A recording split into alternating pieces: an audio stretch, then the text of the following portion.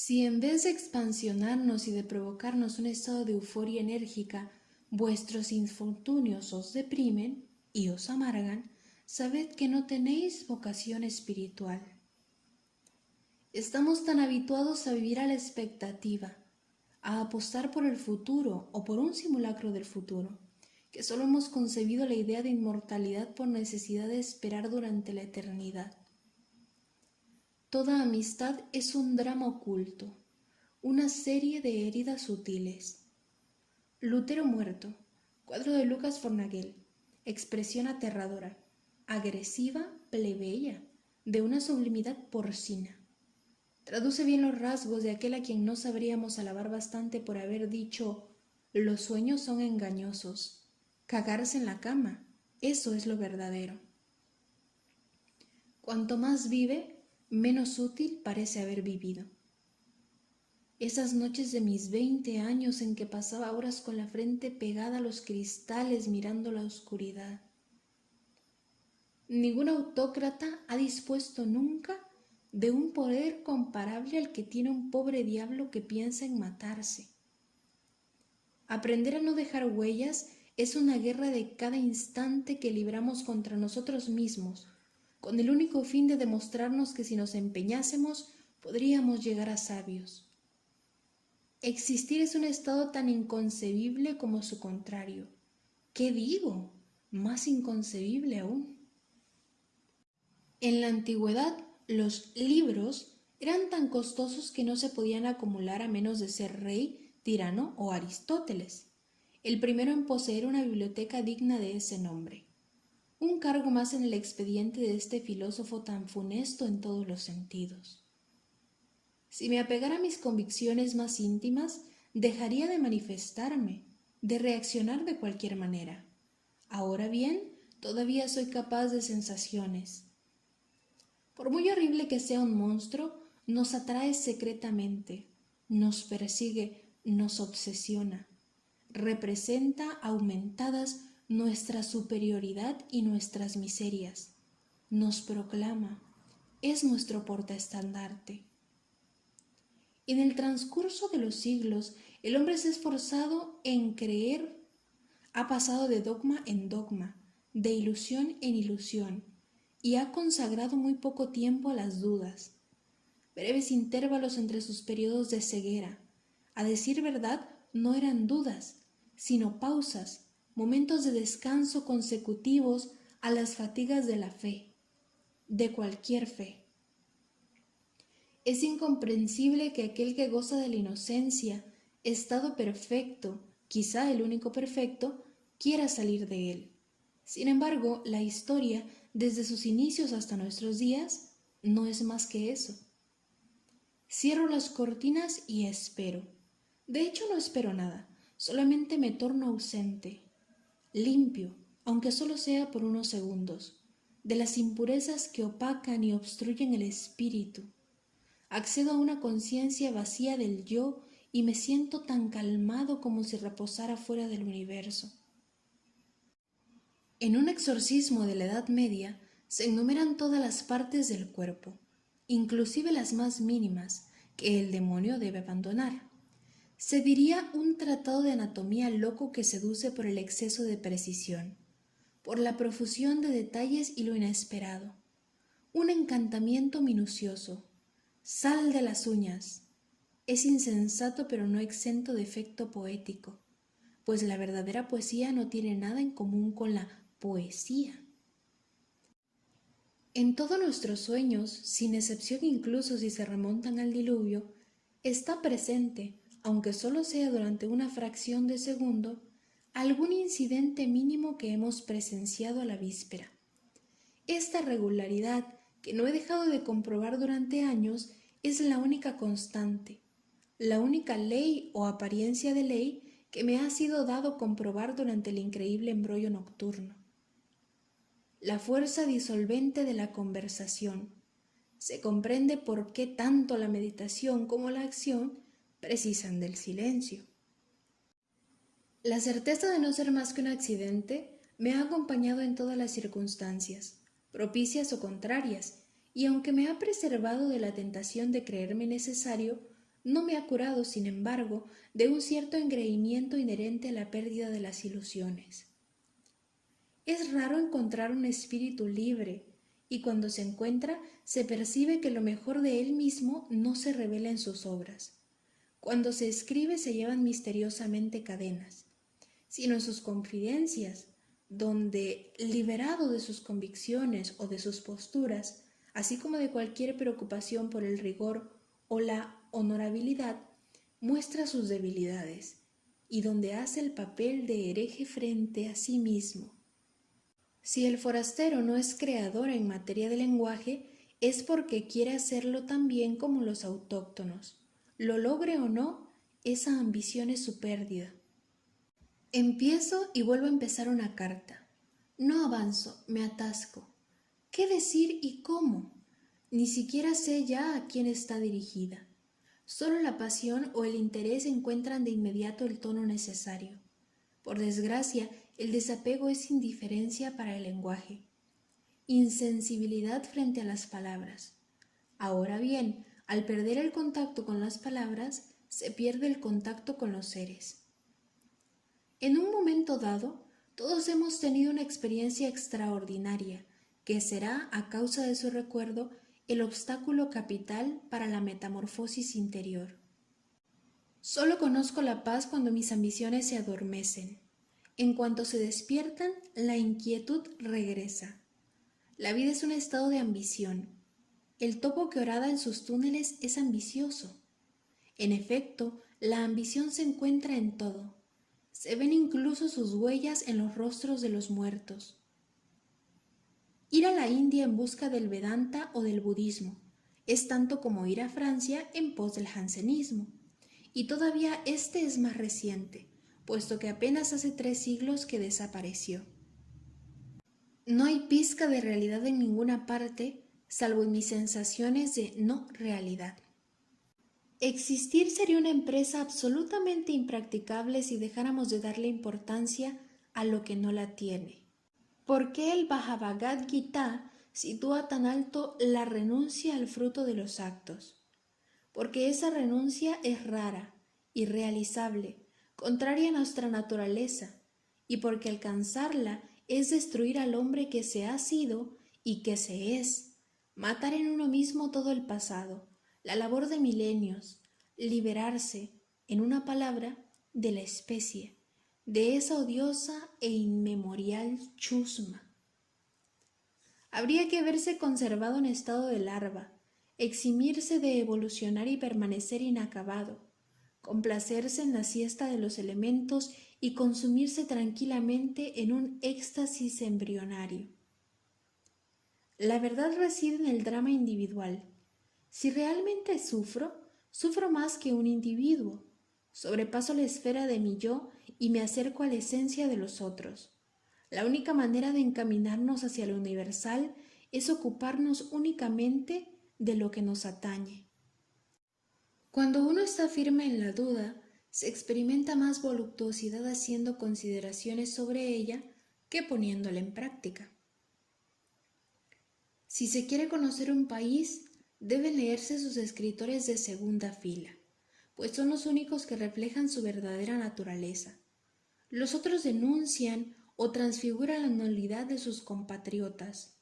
No quieren ni pueden situarse al mismo nivel que ellos. Son testigos sospechosos. En mi juventud me ocurría no cerrar los ojos durante semanas. Vivía en lo nunca vivido. Tenía el sentimiento de que el tiempo, de siempre, con el conjunto de sus instantes, se había recogido y concentrado en mí, donde culminaba y triunfaba. Claro que lo hacía avanzar. Yo era su promotor y mandadero, la causa y la sustancia, y participaba en su apoteosis como agente y como cómplice. En cuanto el sueño se va, lo increíble se torna cotidiano, fácil. Entramos en él sin preparativos, nos instalamos, nos revolcamos en él. El número prodigioso de horas que he gastado preguntándome sobre el sentido de todo lo que es, de todo lo que sucede. Pero los espíritus serios saben que ese todo no tiene ningún sentido, así que utilizan su tiempo y su energía en tareas más útiles. Mis afinidades con el byronismo ruso. De Pechorin a Stavrogen. Mi hastío y mi pasión por el hastío. Fulano, a quien no estimo especialmente, estaba relatándome una historia tan estúpida que me desperté sobresaltado. Aquellos a quienes amamos difícilmente brillan en nuestros sueños. Faltos de ocupación, los viejos parecen querer resolver algo muy complicado y dedicar a ello todas las facultades de las que aún disponen.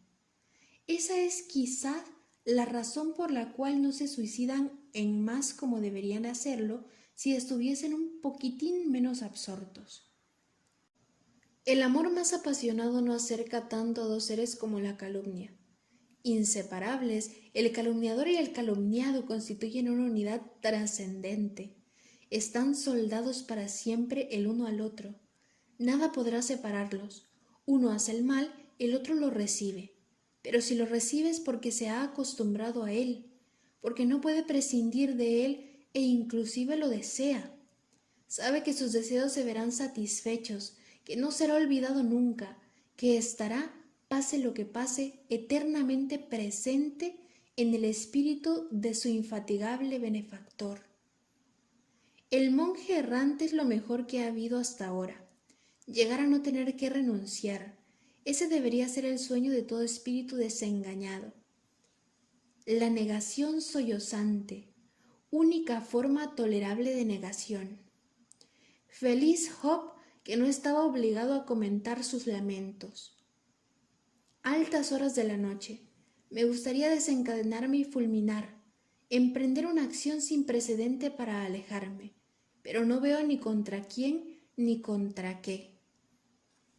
Madame de Houdecourt, dice Saint-Simon, nunca había hablado bien de nadie si no era con algunos pero abrumadores. Maravillosa definición, no de la maledicencia, sino de la conversación en general. Todo lo que está vivo hace ruido. ¡Qué alegato para el mineral! Bach era pendenciero, marrullero, cicatero ávido de títulos, de honores, etc. ¿Y eso qué importa? Un musicólogo enumerando las cantatas que tiene por tema la muerte. Ha comentado que nunca hubo mortal que sintiera por ella tal nostalgia. Solo eso importa, lo demás depende de la biografía. La desgracia de ser incapaz de alcanzar estados neutros no siendo mediante la reflexión y un gran esfuerzo. Lo que un idiota alcanza de entrada, a uno le cuesta luchar día y noche para conseguirlo, y aún así por ráfagas. Siempre he vivido con la visión de una inmensidad de instantes marchando contra mí. El tiempo ha sido un bosque de Dunsiname. Las preguntas penosas o lacerantes que nos hacen los malcriados nos irritan, nos turban y pueden tener sobre nosotros el mismo efecto que algunos procedimientos utilizados por cierta técnica oriental. Una estupidez espesa, agresiva. ¿Por qué no habría de producir la iluminación? Tiene el mismo valor que un bastonazo en la cabeza. El conocimiento no es posible, y si a pesar de todo lo fuera, no resolvería nada. Esa es la posición del que duda. ¿Qué quiere, pues? ¿Qué busca? Ni él ni nadie lo sabrán jamás. El escepticismo es la embriaguez del atolladero. Asediado por los demás, intento desprenderme de ellos. Sin mucho éxito, debo reconocerlo. No obstante, cada día logro encontrar algunos segundos para conversar con aquel que hubiera querido ser. Llegándose a cierta edad, se debería cambiar de nombre y refugiarse en un rincón perdido donde nadie conociera a nadie, donde no recibiera uno a amigos ni a enemigos, donde fuera posible llevar la vida de un malhechor exhausto. No se puede reflexionar y ser modesto. En cuanto el espíritu se pone en movimiento, ocupa el lugar de Dios o de cualquier otra cosa. Se transforma en indiscreción, en usurpación, en profanación. No trabaja, disloca. Las tensiones que su actividad trasluce revelan su carácter brutal, implacable. Sin una buena dosis de ferocidad no se podría llevar un pensamiento hasta el fin. La mayor parte de los alborotadores, de los visionarios y de los salvadores han sido epilépticos o dispépticos. Sobre las virtudes de la epilepsia hay unanimidad. A los trastornos gástricos se les reconoce menos mérito. No obstante, nada incita mejor a trastornarlo todo que una mala digestión. Mi misión es sufrir por todos aquellos que sufren sin saberlo. Tengo que pagar por ellos, expiar su inconsciencia, la suerte de ignorar hasta qué punto son desgraciados. Cada vez que el tiempo me martiriza, me digo que uno de los dos va a estallar, que no es posible continuar indefinidamente en ese cruel enfrentamiento. Cuando estamos en los límites del tedio, todo lo que viene a alimentarlo, a ofrecerle una sobredosis de materia, lo eleva a un nivel tan desmesurado que ya no podemos seguirlo. ¿Por qué extrañarse entonces que dejemos de considerar lo propio? Una desgracia predicha, cuando por fin ocurre, es 100 veces más difícil de soportar que una desgracia que no esperábamos. A lo largo de nuestros recelos, la habíamos vivido por adelantado, y cuando surge, los tormentos pasados se agregan a los presentes para formar juntos una masa de peso intolerable. Es obvio que Dios era una solución y que nunca se encontrará otra igualmente satisfactoria. El hombre de Rubicón había perdonado demasiada gente, después de Farsalia. Una magnanimidad tal pareció ofensiva a aquellos de sus amigos que lo habían traicionado y a los que habían humillado tratándolos sin rencor. Se sentían disminuidos, burlados, y lo castigaron por su clemencia y por su desprecio. Así que se negaban a rebajarse el resentimiento. Lo hubiesen perdonado si se hubiese comportado como un tirano, pero le reprochaban el que no se hubiese dignado a inspirarle suficiente miedo. Todo lo que es engendra, tarde o temprano, la pesadilla. Intentemos, pues, inventar algo mejor que el ser.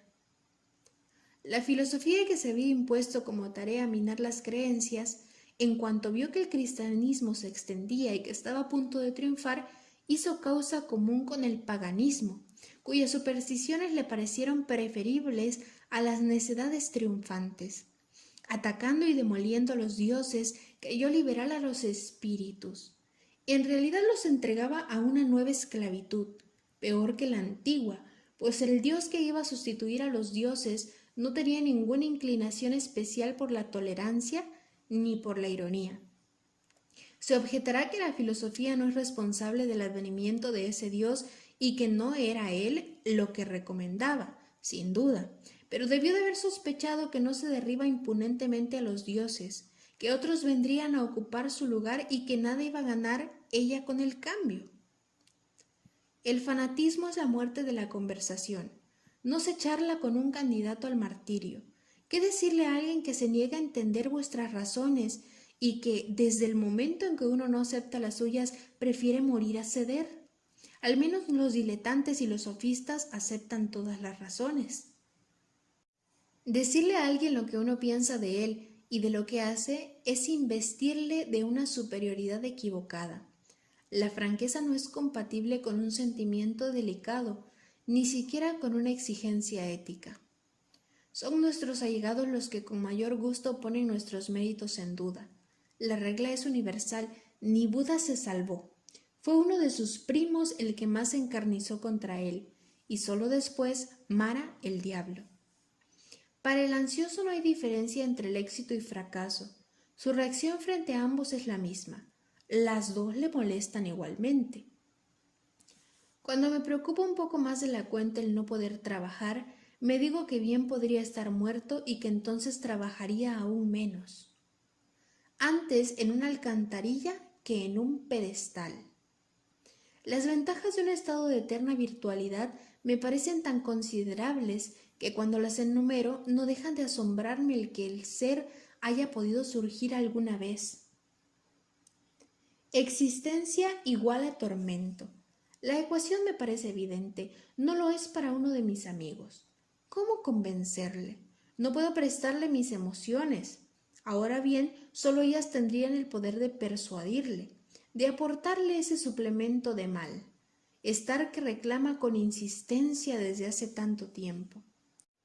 Si se ven negras las cosas es porque uno las sopesa en la oscuridad, porque en general los pensamientos son fruto de vigilias, es decir, de oscuridad. No pueden adaptarse a la vida porque no han sido pensadas con miras a la vida. La idea de las consecuencias que podrían tener ni siquiera roza la mente. Estamos fuera de cualquier cálculo humano, de cualquier idea de salvación o de condenación, de ser o de no ser, en un silencio aparte, modalidad superior de vacío. No haber digerido todavía la afrenta de nacer. Prodigarse en conversaciones como un epiléptico en sus crisis. Para vencer a la perturbación o a una inquietud tenaz, no hay nada como imaginar el propio entierro, método eficaz y al alcance de todos. Para no tener que recurrir muy a menudo a él durante el día, lo mejor es probar sus beneficios desde el despertar, o no utilizarlo más que en momentos excepcionales.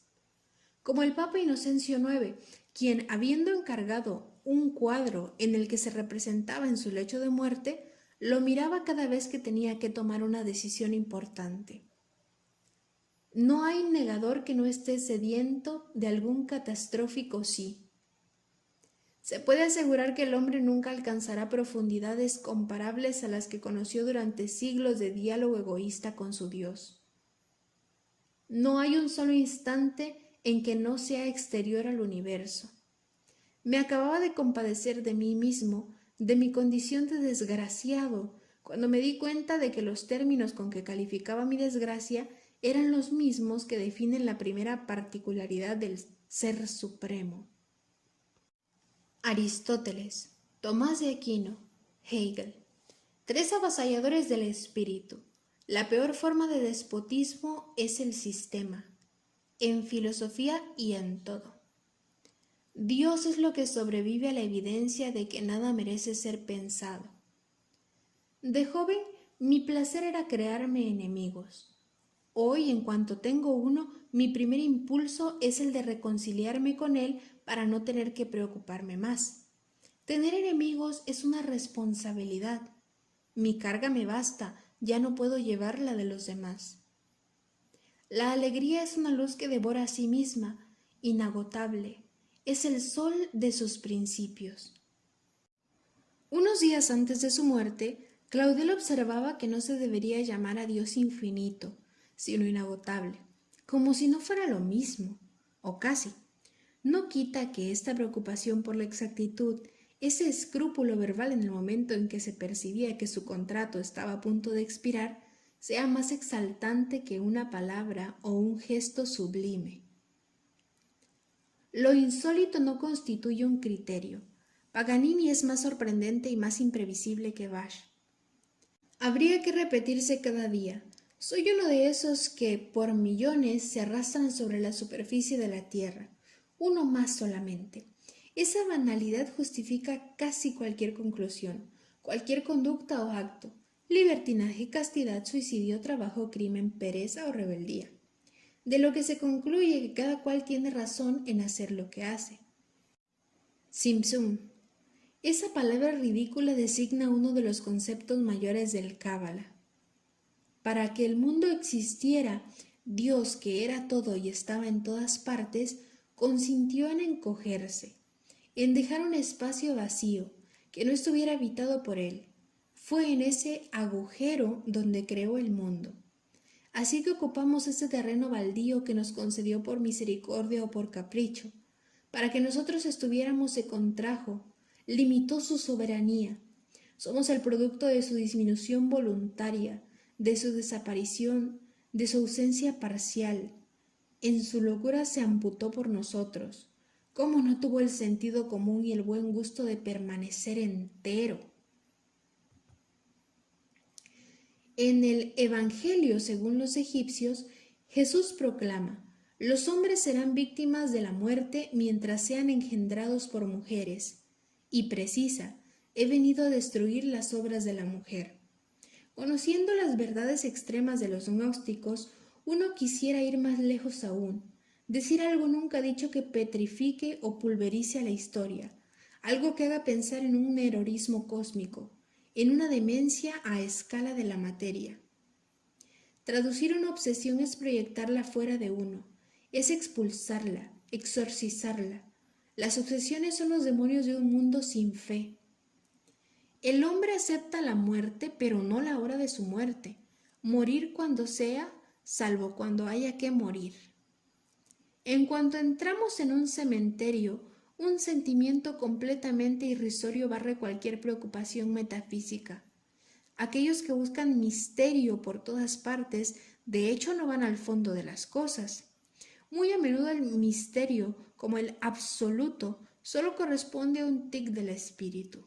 Es una palabra que solo debería utilizarse cuando no queda otro remedio, en casos verdaderamente desesperados. Si reviso aquellos de mis proyectos que han quedado en eso y los que se han realizado, no puedo menos de lamentar el que estos últimos no hayan sentido la suerte de los primeros. Aquel que tiene inclinaciones hacia la lujuria es compasivo y misericordioso.